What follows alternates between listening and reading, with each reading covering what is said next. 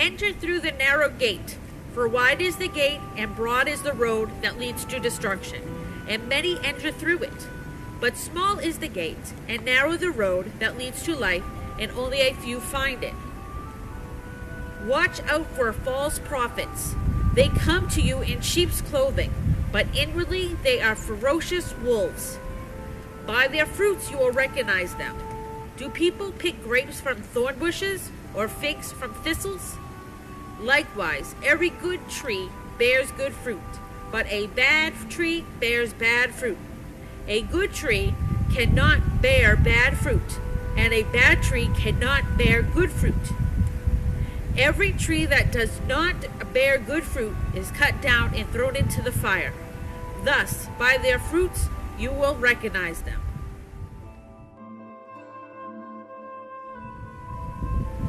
Not everyone who says to me, Lord, Lord, will enter the kingdom of heaven, but only the one who does the will of my Father who is in heaven. Many will say to me on that day, Lord, Lord, did we not prophesy in your name, and in your name drive out demons, and in your name perform many miracles? Then I will tell them plainly, I never knew you. Away from me, you evildoers.